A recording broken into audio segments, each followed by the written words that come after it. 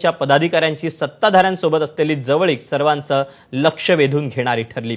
ठाकरेंच्या शिवसेनेचे उपनेते सुधाकर बडगुजर कामगारांच्या रिक्त जागा भरण्याचं निवेदन देण्याचं कारण पुढे करत मुख्यमंत्री देवेंद्र फडणवीसांच्या भेटीसाठी पोहोचले होते।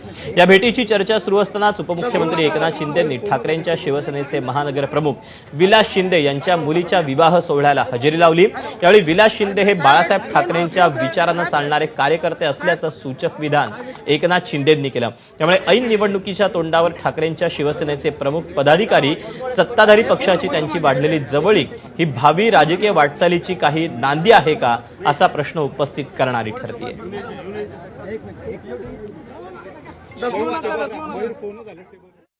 कोण कोणाच्या लग्नाला येत आहे हा काय राष्ट्रीय आणि राजकीय विषय मला वाटत नाही। तो काय फार गांभीर्याने घ्यावा असं मला आता वाटत नाही।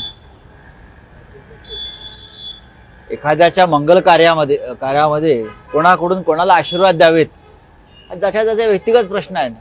हे मंगल कार्य आहे एवढंच मी म्हणतो। त्याच्यामुळे मंगलमय लोकांनी अशा कार्याला यायचं असतं। आता त्यांनी कोणाला बोलवलं मला माहित नाही।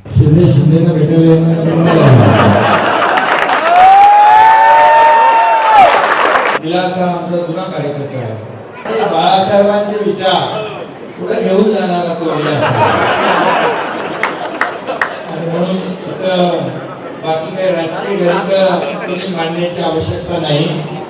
हे मंगल कार्यालय आहे, मंगल सोहळा आहे, शुभमंगल आहे। दरम्यान ठाकरेंकडे आता हम दो हमारे दो एवढेच शिल्लक राहणार असल्याची टीका या सगळ्या भेटीच्या पार्श्वभूमीवर मंत्री नितेश राणे यांनी केली आहे। म्हणजे संजय राजारामरावचा बाजार उठला म्हणजे तर सगळे काय व्यवहार तोच बघायचा ना। म्हणजे बाजार उठला तो पण आता राहणार नाही। म्हणजे हम दो और हमारे दो। तर ठाकरेंचा पक्ष आता जमीनदोस्त होणार असल्याची टीका मंत्री गिरीश महाजन यांनीही केली।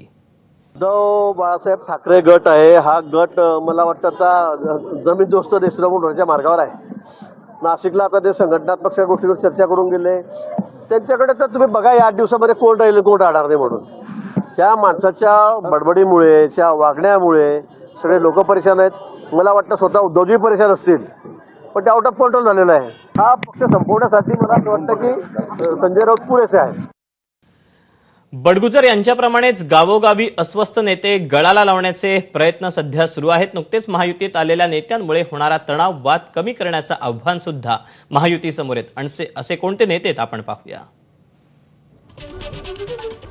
पहिले नाव आहे संग्राम थोपटे। काँग्रेसमधलं हे मोठं नाव समजलं जातं। भोरमधून 1 लाखांपेक्षा जास्त मतं त्यांनी मिळवली, पण अजित पवारांचे आमदार शंकर मांडेकर यांनी त्यांना पराभवाचा धक्का दिला आणि थोपटेंनी काँग्रेस सोडली आणि भाजपात प्रवेश केला। थोपटे महायुतीत आणि ते सुद्धा भाजपात आल्यामुळे आता मांडेकरांची अडचण वाढणार आहे। पुढचं नाव आहे राहुल जगताप। श्रीगोंद्यातून बंडखोरी करत अपक्ष निवडणूक लढवली।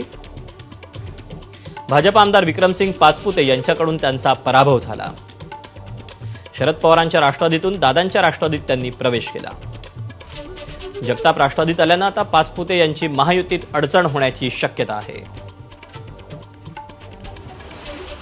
गुलाबराव देवकर। जळगाव ग्रामीणमध्ये शिवसेना मंत्री गुलाबराव पाटील यांच्याकडून देवकरांचा पराभव झाला। शरद पवारांच्या राष्ट्रवादीतून आता त्यांनी अजित पवारांच्या राष्ट्रवादीत प्रवेश केला। आता देवकर महायुतीत आल्यानं पाटील यांची पालिका निवडणुकीत अडचण होईल।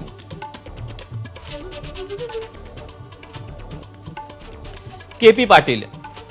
राधानगरीमधून ठाकरेंच्या सेनेकडून त्यांनी निवडणूक लढवली। शिवसेना मंत्री प्रकाश आंबेडकर यांच्याकडून पराभव त्यांचा झाला आणि त्यांनी नुकताच राष्ट्रवादीत प्रवेश केला। पाटील सत्ताधारी पक्षात आल्यामुळे आता आगामी निवडणुकीत आंबेडकर यांच्यासमोर आव्हान उभं ठाकलंय। रवींद्र धंगेकर। कसब्यात भाजप आमदार हेमंत रासने यांच्याकडून धंगेकर यांचा पराभव झाला। धंगेकरांनी शिंदेंच्या शिवसेनेत नुकताच प्रवेश केला। पालिका निवडणुकीत धंगेकरांना हिशेब चुकते करण्याची त्यामुळे संधी चालून आली आहे। तिथे विट्स हॉटेलवरून झालेल्या